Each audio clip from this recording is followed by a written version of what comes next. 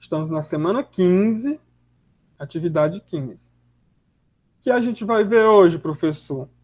A gente vai continuar o estudo da industrialização e urbanização brasileira. Na aula passada, a gente viu o que era a industrialização, como foi que ela aconteceu no Brasil. Hoje, a gente vai ver a urbanização. Na próxima aula, a gente vai ver alguns problemas urbanos e as possíveis soluções para eles, certo? Então, relembrando rapidinho, o Brasil ele não tinha indústrias durante o seu período colonial. Quando Dom João VI chega aqui, com a corte portuguesa, em 1808, começa pequenas atividades industriais, geralmente baseadas na manufatura, ou no artesanato, ou na manufatura. Ainda não era bem indústria. Como a industrialização é um processo que ocorre quando a indústria é a maior responsável pela composição das riquezas do país, o Brasil não teve industrialização nesse primeiro momento. Só no século XX mesmo que teve uma grande participação da indústria na composição da economia do país. Até então, a economia do Brasil se baseava naqueles ciclos, né? Na produção de lucro através de alguma exploração, ou do pau-brasil lá no começo, ou da cana-de-açúcar, ou do ouro, da borracha, do café, ou algum produto agrícola. Quando eu saio das atividades primárias, que é pecuária, extrativismo e mineração, eu penso em outras formas de se conseguir riquezas. Por exemplo, é o setor secundário, que é a indústria, ou o setor terciário, que é o comércio, e também a prestação de serviços, que hoje no Brasil é o que mais gera riquezas. Na composição do PIB, é o que mais participa, certo? E aí teve momentos melhores e piores. Os melhores momentos aconteceram na década de 20 do século passado, depois, durante o período do governo Vargas e do governo JK, e depois vem passando por um processo de queda depois dos governos militares. O Brasil se tornou redemocratizado, a indústria vem só perdendo força. Então teve um momento que a indústria teve mais força, hoje ela está só perdendo força, infelizmente. Então eu vou explicar esse esquema que eu já expliquei na outra aula de novo, mas primeiro vamos entender o que é urbanização. Urbanização é o que, professor? Urbanização é quando em um espaço de um país ou de uma cidade mesmo, eu vou ter mais pessoas vivendo na cidade do que no campo. É quando a população urbana é maior do que a população rural. É isso. E o que foi que favoreceu ou contribuiu para que a urbanização existisse no Brasil? Primeiro, foi o declínio da produção do café. A gente tem que lembrar disso aqui. É fundamental. Então, os produtores de café no Brasil, eles representavam praticamente quase que a composição total das riquezas do Brasil. O Brasil exportava o café para o mundo todo. Isso aí acabou gerando muito lucro para os produtores de café. Para melhorar a organização, a distribuição, eles precisaram investir em infraestrutura, principalmente em ferrovias. Construiu-se ferrovias para facilitar, né, o transporte da produção do café, das fazendas, até os portos. Por que portos, professor? Porque não existia aeroportos ainda nessa época. Nós estamos falando no final do século XIX, início do século XX. Então, tinha que se investir nos portos, nas estradas que levavam das fazendas até os portos, e aí o Brasil começou a ter uma pequena infraestrutura. Também ele perdeu a mão de obra escrava. Ficou proibido no Brasil o trabalho escravo. em 1888. Então, essa mão de obra escrava foi substituída pela mão de obra assalariada. Com as pessoas recebendo salário, houve um aumento do mercado consumidor. Tinha mais pessoas com condições de comprar produtos. Então, no primeiro momento, não facilitou tanto assim a produção industrial brasileira. Mas teve um fator externo, que foram algumas guerras mundiais. Algumas consequências das guerras são as que eu vou comentar com vocês agora. Uma primeira consequência foi que o único país industrializado que não estava diretamente envolvido com a guerra e continuou a produção industrial, ele teve que fornecer mercadorias para o mundo todo. Quando ele oferta mercadoria para o mundo todo, o Brasil se vê obrigado a produzir algumas coisas. Então, uma parte desse acúmulo de dinheiro dos cafeicultores foi investido em indústria também. E o governo também passa a investir uma parte dos recursos do governo em indústrias. Para quê? Para abastecer o mercado consumidor interno, que aumentou, que foi ampliado por conta do fim da escravidão, primeiro passo. E o segundo passo foi a falta da oferta de mercadorias por conta da industrialização mundial, que ficou limitada a um único país, que foi os Estados Unidos, que tinha que tinha pouca oferta para muita procura. Então tinha muita gente procurando os mercados, ele não tinha como abastecer o mercado do mundo todo, até teve por um pequeno tempo, mas aí depois ele teve que escolher o que pagasse melhor. Então o governo brasileiro preferiu continuar dependente, mas só em parte. Ele começou a produzir algumas coisas, o próprio Brasil era capaz de atender o mercado consumidor. Com isso, muitas pessoas foram obrigadas a vir morar nas cidades para trabalhar nas indústrias também. Isso aí favoreceu a urbanização, ou seja, as pessoas saíram do campo e vieram para as cidades. Vamos entender isso no próximo esquema aqui. Mas antes disso, vamos ver o mundo todo. Vamos entender aqui alguns lugares do mundo onde tem muitas pessoas vivendo nas cidades. Então, eu falei para vocês, a partir de 50%, 50% mais um, a maioria da população, né? Vivendo em cidades. Então, existem lugares no mundo em que tem 60%, 70%, 80%, 90% e 100% das pessoas vivendo em cidades. No caso do Brasil, dos Estados Unidos, do Canadá, da Argentina, do Chile, da Austrália, algum país aqui na África, temos aqui a Arábia Saudita também, alguns países da Europa, tem mais de 80% das pessoas vivendo nas cidades. Mas tem países, como alguns aqui da Europa, alguns aqui também da América, como é o caso do México, do Egito aqui também, tem pessoas, do Egito não, né? Da Argélia aqui, vivendo em cidades, a maioria da população. Pouquíssimos lugares eu vou ter aqui, ó, que são esses aqui, ó, que estão verde claro ou verde um pouquinho mais escuro, que eu vou ter menos da metade da população vivendo nas cidades. Mas mesmo assim, é um número de países pequenos. A maioria dos países tem mais de 50% das pessoas vivendo nas cidades. Espero que vocês lembrem desse detalhe aí. Então, a urbanização é uma realidade mundial. Todos os países? Não. A maioria, sim. Então, antes da gente ver essa sequência das consequências e das causas da urbanização no Brasil, a gente precisa ver essa relação que existe entre os dois. Existe uma relação de dependência entre a urbanização e a industrialização. Então, quando surge a industrialização, as pessoas vão para as cidades.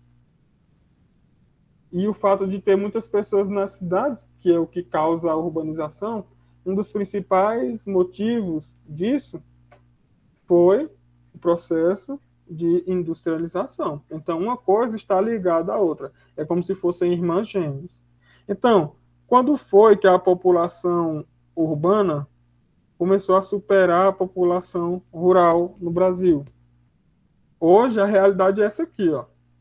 Mas lá na década de 60, existia mais pessoas no campo que nas cidades. O vermelho aqui indica a zona urbana e esse laranja a zona rural. Mas a gente tem imagens melhores para a gente chegar a essas conclusões. Tá aqui, ó. Por exemplo, o menino aqui fala assim, o pai pergunta pro filho, filho, o que você quer de Natal? Aí o menino diz, um quintal. Essa é a realidade de muitas pessoas, de muitas crianças no mundo todo, que só vivem nos prédios, né? Em espaços assim, ó, verticalizados. Quanto mais urbanizado é o lugar, mais eu vou encontrar prédios. Até uma característica do espaço urbano, a presença de prédios, de edifícios. Muitas vezes, ou melhor, a cada tempo que passa, mais altos, né, com mais andares e ocupando um pequeno espaço, né? Vão diminuindo de tamanho os apartamentos e aumentando a altura. Então essa é mais ou menos a realidade, da zona rural até o espaço urbano, mais urbanizado, que é onde eu vou encontrar as grandes cidades globais, que a gente vai comentar sobre elas daqui a pouco. Então, primeiro, antes disso, a gente precisa saber essa sequência aqui, né? Da urbanização. Quais foram as causas e quais são as consequências da urbanização? Rapidamente, vocês conseguem ver algumas causas. A diminuição da população rural. Por que diminuiu a população rural, professor? Porque houve um aumento da presença de máquinas no campo. Então, as máquinas substituíram a mão de obra do trabalhador rural. Então, ele vai em busca de novas oportunidades. Então, ele acaba aumentando a população urbana. As pessoas fazendo o êxodo rural, saindo do campo para a cidade, principalmente pela falta de oportunidades de trabalho e depois outros, mas primeiro a falta de oportunidade de trabalho, uma consequência disso vai ser o aumento da população nas cidades. Com o aumento da população das cidades, com a presença da indústria, que também vai ofertar empregos nas cidades, eu vou ter o quê? Um aumento da poluição. Tanto a poluição das fábricas, como também a poluição da população, ou com os dejetos humanos, ou com restos de comida, pela própria poluição das águas, né? A pessoa joga coisa dentro dos rios e os rios acabam ficando poluídos e por aí vai. E isso também, o aumento das pessoas, vai também causar uma desorganização no espaço urbano. Não vai ter, por exemplo, em uma cidade muito grande, onde nascem muitas pessoas por dia, por exemplo, uma cidade que nasce 1.000 pessoas por dia, em 30 dias eu vou ter mais 30.000 pessoas. Primeiro, as casas vão ser construídas muito antes do governo conseguir mandar estrada e energia para aquele lugar. E saneamento básico nem se pensa. Então, não tem como o investimento público acompanhar a evolução das pessoas. Tanto as pessoas que nascem, como as pessoas que migram para aquele lugar em busca de oportunidades. Tanto oportunidades de trabalho, como de qualificação profissional, de estudo, de saúde. Acontece muito as pessoas migrarem de um lugar para o outro em busca de saúde. E aí não vai só a pessoa doente, vai a pessoa doente com a família. Aí, se for a mulher que for doente, o marido vai atrás de emprego. Os meninos precisam de escola. E aí depois todos eles precisam comer. Então, uma coisa vai levando a outra e surgem vários problemas urbanos, que é o que a gente vai tratar na próxima aula. Aí, beleza. Agora vamos ver a evolução da população no Brasil. População na cidade. Então, em 1950, eram 36% das pessoas vivendo nas cidades. Aí, ó, vem só evoluindo, ó. Tá vendo?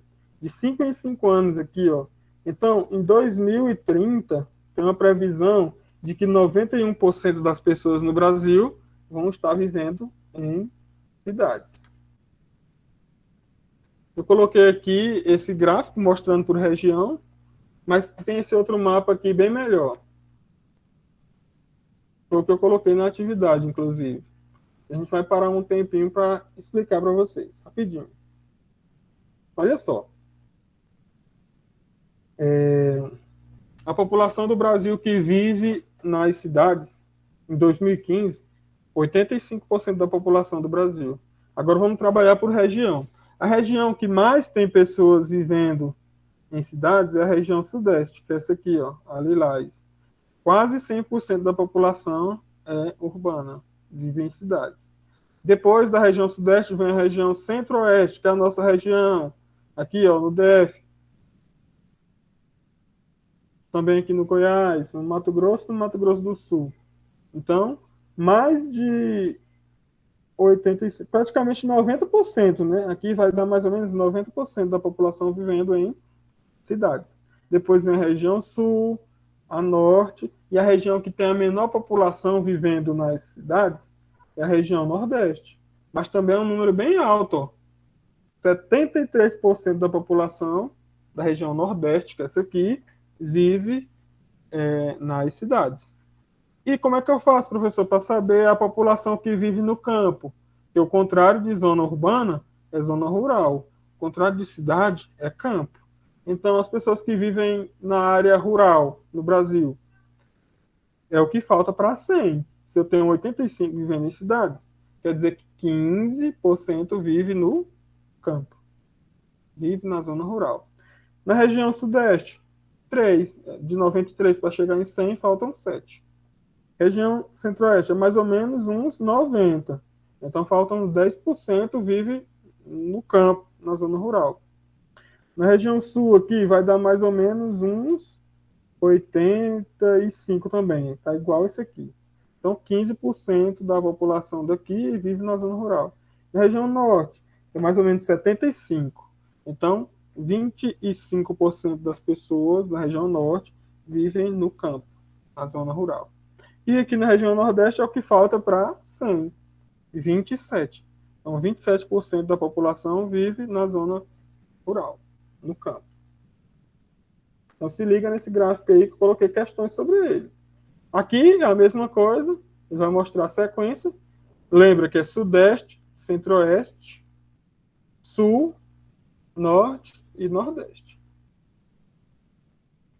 Do que tem mais pessoas. Para que tem menos. Aí tem a evolução da população urbana em um período de tempo, né? No século passado. Começou no século passado por quê? Porque foi só no século passado que a industrialização se tornou, por um período, a atividade que mais representava a riqueza, a produção de riqueza no nosso país, tá? Mas esse gráfico aqui não dá para você interpretar com clareza. Coloquei esse aqui na atividade, ó. Então, olha só, prestem atenção. Na década de 40, a população urbana, que é a vermelha, ó, ela é inferior à população rural. Olha aqui, ó. Dos 100%, se eu somar esse número aqui com esse, eu tenho que chegar em 100, em todos eles. Somando os dois, eu chego em 100. Então, olha só. A população rural, que é o de verde, da década de 40 até 2010, vem diminuindo, ó. Tá vendo? Ela vem sempre caindo. E a urbana, ela vem sempre aumentando. Então, na década de 40, a população rural era maior que a urbana. Na década de 50, também. E na década de 60? Na década de 60, não. Olha só, esse número aqui é maior do que esse. Tá? Certo? Então, olha só, inverteu aqui na década de 60, ó. Tinha mais pessoas vivendo nas cidades do que no campo. Na década de 70 continua, é maior. Agora, pode ser que o autor desse gráfico aqui tenha errado e ele deveria inverter isso aqui, ó. inverter isso aqui. Ao invés de ser 44,9, ser 55,1. Pode ser. Mas pelo gráfico que a gente tem aqui, você tem que interpretar da seguinte forma. Em 1960, na década de 60, a população urbana é maior que a rural. Você vai olhar o número que está acompanhando o vermelho, 55, não é maior que 44? Então aqui já supera. E assim continua até agora. Já são 85% da população vivendo nas cidades. Então, se é 85 vivendo nas cidades, na rural é o que falta para 100, que está aqui, tá? É o gráfico para você interpretar na atividade também. Tem aqui a mesma informação por região, só que a partir de uma outra forma de gráfico. Ao invés de usar o mapa, igual aqui, ó, ele usou as linhas aqui, ó, formando esse gráfico aqui por região. Continua sendo assim. A Sudeste tem mais, depois a Centro-Oeste, a Sul, a Norte e a Nordeste. Aqui tem menos, a Nordeste, aqui tem mais e a Sudeste. Aqui tem a mesma explicação. Aí tem aqui, né, o principal motivo que causou o aumento da população das cidades foi o quê? O êxodo rural. E o que é êxodo rural, professor? Já expliquei. Êxodo é a saída das pessoas do campo, da área rural. Primeiro, porque houve a mecanização do campo. Como no exemplo que eu dei na aula passada, uma máquina substitui o trabalho de 100 homens. Então, eu vou ter 99 desempregados, ou 100.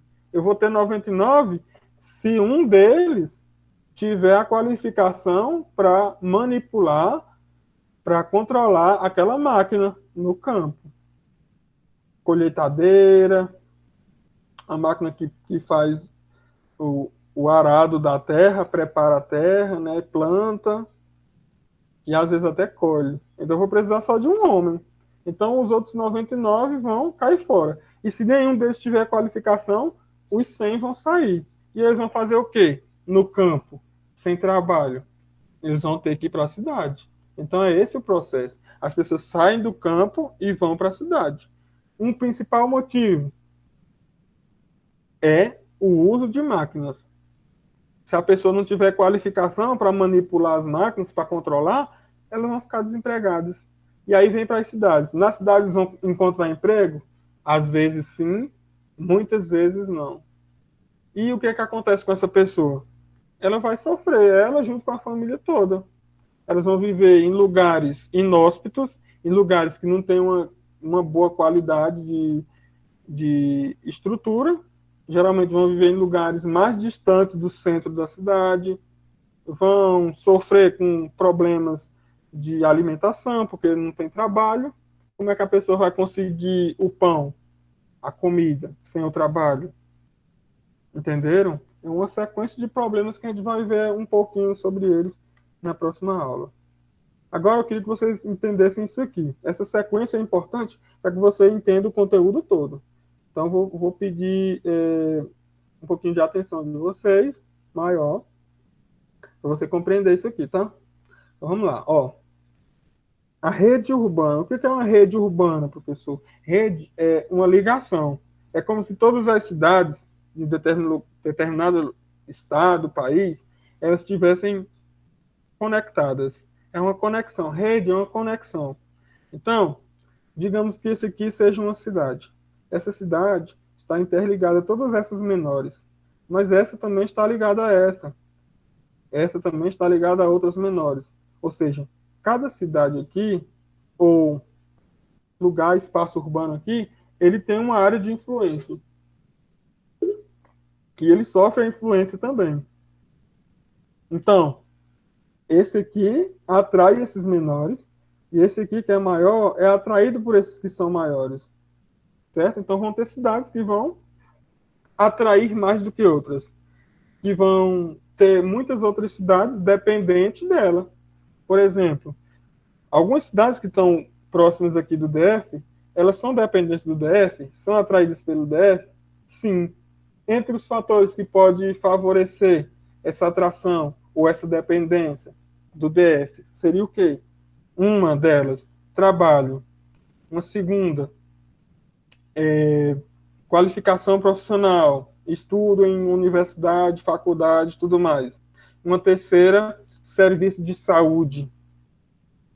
Então, são alguns fatores que acabam fazendo com que uma cidade atraia outras. Um outro fator também poderia ser o comercial. Ah, eu vou para lá porque eu vou, em um mesmo espaço, eu vou encontrar, uma mesma cidade, eu vou encontrar tudo que eu preciso. Então, a pessoa vai, por exemplo, para vir um shopping maior, que é um centro, né, de compras, a pessoa vai lá para fazer um monte de coisa. A pessoa pode se alimentar, pode comprar um vestuário, pode até mesmo fazer um tratamento de saúde. Né? Um dentista, por exemplo, ela vai encontrar no mesmo lugar. Então, geralmente, quando a pessoa vai para uma cidade maior e mora em uma cidade próxima, aquela cidade menor, ela é praticamente dependente da cidade maior, para quase tudo. Até mesmo seus moradores, para conseguir trabalho, eles vão fazer esse deslocamento diário, aquele movimento pendular que eu comentei com vocês, e foi mais ou menos o que aconteceu com o Distrito Federal quando ele foi construído. Não era para o Distrito Federal ter tanta gente assim. O objetivo de JK, né, Juscelino Kubitschek, e também da administração pública na época, era construir a asa norte e a asa sul e deixar os funcionários públicos, né, que estavam saindo do Rio de Janeiro, que era a capital do Brasil na época, para viver aqui no Distrito Federal. E pronto, era só para eles, não era para todo mundo, para os trabalhadores, para os candangos que trabalharam aqui, não. Era para eles construírem Brasília e depois, ó, vazarem, saírem daqui. Mas eles não quiseram e continuaram por aqui e com o passar dos anos, o governo foi obrigado também a fazer pequenos investimentos, mas fez. Levou essas pessoas de um lugar, deslocou de um lugar para outro. As pessoas acabaram continuando por aqui, não diretamente lá onde está Brasília, mas no entorno de Brasília, que hoje tem esse tanto de região administrativa, pela ocupação das pessoas. Muitas dessas pessoas foram atraídas pelo primeiro trabalho, naquele momento, que foi a construção, e depois com as outras oportunidades que foram surgindo com o passar do tempo. E aí foi atraindo mais pessoas, que foi atraindo outras, como primeiro pelas oportunidades de emprego que surgiam por aqui, e depois por outros motivos, diversos. Brasília se tornou uma grande cidade, uma cidade importante e atrativa para muitos setores econômicos, inclusive. Brasília é uma cidade atrativa. Assim como Brasília, existem outras que são mais antigas e também desempenham outros papéis, principalmente no campo econômico comercial, que é o caso de São Paulo, também, em parte, o Rio de Janeiro, certo? Então, lembra dessa sequência aqui, ó. Eu vou ter uma rede urbana. Dentro dessa rede urbana, eu vou encontrar cidades que são globais, que elas têm uma representatividade, ou melhor, um poder de atração bem maior. Por exemplo, quem nunca ouviu falar em Nova York, Paris, Tóquio? São cidades globais. São cidades que você encontra de tudo. Tem pessoas de todos os lugares, tem a manifestação cultural de praticamente o mundo todo. Nessas cidades globais eu vou encontrar tudo, de tudo. Pessoas, desde pessoas a culturas, línguas, tudo mais. E também existem as megacidades, que são aquelas cidades que tem muita gente vivendo no mesmo lugar. São cidades que têm mais de 10 milhões de habitantes, que é o caso, por exemplo, de São Paulo, que tem mais de 11 milhões. Megacidade. Aqui tem um conceito, e vocês vão ler com atenção. A gente vai ver isso aqui também na atividade. Coloquei. Tem essa sequência aqui, ó. Eu vou encontrar essas duas sequências aqui. Um esquema clássico de cidades, onde eu tinha uma hierarquia. Dentro da estrutura das cidades, eu tinha uma hierarquia. Uma cidade considerada como metrópole nacional, outra como metrópole regional, como centro regional, como uma cidade e como uma vila. Aqui no DF é um pouco diferente, porque não está dividido em municípios, mas em municípios, a divisão do município é mais ou menos assim, ó.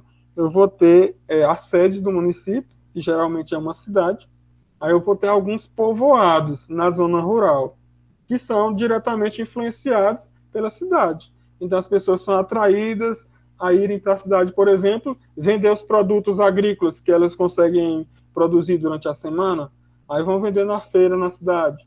E aí a cidade pequenininha, né, geralmente tem um comércio onde as pessoas compram alguns produtos industrializados, manufaturados, e aí existe essa troca e essa cidade vive. Mas como ela é pequena, ela depende de uma cidade maior. Geralmente uma cidade que é a capital daquele estado, por exemplo. E assim vai essa relação de influência. Hoje, numa classificação mais moderna, existe uma metrópole nacional que atrai todas as demais. Então, uma cidade pequena é atraída pela metrópole. Uma vila, que é uma zona rural, né, e lá em uma cidade, também é atraída pela metrópole. Mas também a cidade influencia sobre ela.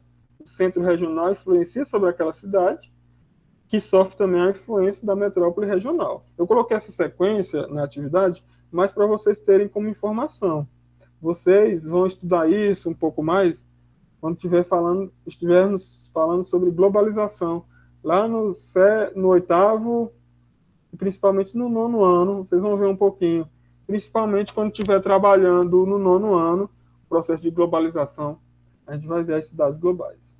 Tá aqui a mesma sequência, né? Uma metrópole nacional e o seu poder de influência. Isso aqui eu queria que vocês vissem, uma representação espacial, né, do espaço urbano, que às vezes a pessoa não entende, né? Então eu vou ter uma região urbana, de urbanização, onde vai ter muitas pessoas vivendo nas cidades, é o ponto C. Eu vou ter uma região suburbana, que é o ponto A. Eu vou ter uma região periurbana, que é o ponto B. Então, eu vou ter aqui, ó, no centro, eu vou ter aqui no centro, eu vou ter casas, comércio, tudo. Aí na zona aqui, ó, suburbana. Vocês já ouviram falar, né? Urbano, suburbano e periferia. Periferia que está na margem aqui, ó, tá vendo? Periferia são as pessoas que vivem nessa cor aqui, onde está o B. Então, periferia, está longe do centro. Essa é a estrutura padrão do mundo. Em qualquer região urbana, a cidade, a principal parte da cidade desenvolvida vai ser o centro. Aí vai ter as regiões aqui, ó, fica suburbana, próxima do centro. E a região da periferia, geralmente onde ficam as favelas ou os lugares mais carentes, sem muita infraestrutura, estão aqui. E aqui tem as pessoas que vêm do campo, são essas setas, as pessoas que fazem o êxodo rural e vêm para cá. Se ela é muito pobre, ela fica aqui, na periferia. Se ela tem um pouquinho mais de condição, algum estudo, ela vem morar aqui na região suburbana. E se ela já tem muita condição, ela vai em busca de oportunidade, ela vem já migrando para cá. Mas dificilmente, geralmente elas chegam aqui por não ter muito conhecimento, ou pelo menos não muita formação. As pessoas que vêm da zona rural, elas até trabalham por aqui, mas elas vão morar por aqui. Certo? Mais ou menos essa estrutura. Aí eu coloquei esses mapas aqui também para vocês. Primeiro tem os conceitos aí, que vocês vão ler com atenção. Coloquei esses mapas aqui, ó. Algumas cidades e o seu poder de atração. Olha só. Aqui, Recife. Poder de atração de Recife, que lá no Pernambuco, ó. Essa área toda, principalmente o estado de Pernambuco, um pedaço do estado do Alagoas. Aqui, Fortaleza, e o poder de atração de Fortaleza. Isso aqui eu estou falando na década de 90 do século passado. Atração de Fortaleza, atração de Recife, atração de São Paulo. Olha até onde São Paulo atraía aqui, ó. Rio de Janeiro, Salvador, Porto Alegre, tá vendo? Aqui eu posso dizer que a única cidade entre elas, na década de 90, que exercia uma influência nacional sobre todo o país era São Paulo. Temos aqui Esse mapa que mostra algumas metrópoles globais, e aqui ele coloca 2 cidades como metrópole global no Brasil. É classificação, gente. Na classificação aqui, entre as cidades brasileiras, a gente vai ter aqui, ó, São Paulo e Rio de Janeiro como cidades, como metrópole global. Aí ele coloca algumas outras como metrópole nacional, como, por exemplo, Belo Horizonte, Salvador, Fortaleza, certo? Algumas como metrópole regional e outras só como centro regional. Não exerce influência além do Estado. Esse conceito, assim, você não precisa entender. Na atividade, eu só coloquei para você interpretar. Se você entendeu esse poder de atração que eu expliquei aqui, você vai entender a resolver essas questões. Eu, inclusive, usei esse mapa aqui, essa classificação. Onde é que está a classificação, professor? A classificação está na legenda. E onde é a legenda? É isso aqui, ó. Eu não ia colocar um mapa assim, sem o nome dos estados para vocês. Então, eu peguei esse mesmo mapa, coloquei aqui, ó, para vocês entenderem. Não tem o nome do estado, mas tem a sigla de cada estado. Então, vamos lá, ó.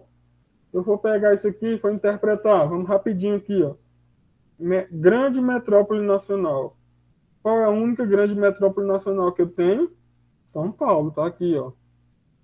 Esse desenho hexagonal aqui não. Pentagonal aqui. É um polígono aqui, né? Aí você vê aqui, esse desenho aqui eu vou encontrar quantas vezes aqui no mapa? Só uma vez, esse aqui. E onde é que ele está? Em São Paulo. Então, a única cidade considerada como grande metrópole nacional e que também, naquela outra classificação de cima, é uma cidade global, é São Paulo. Por quê? Porque tem muita gente, só em São Paulo, tem mais de 11 milhões de habitantes. Na região metropolitana de São Paulo, tem mais de 19 milhões de habitantes. Depois, metrópole nacional seria só o Rio de Janeiro e também Brasília. Ó, metrópole nacional. Eu vou ver esse símbolo aqui, só aqui, ó, em cima do DF aqui. Eu nem coloquei DF aqui, todo mundo sabe o que é o DF. E Rio de Janeiro, só essas duas. Aí as outras vão ser classificadas como metrópole, capital regional A, B ou C.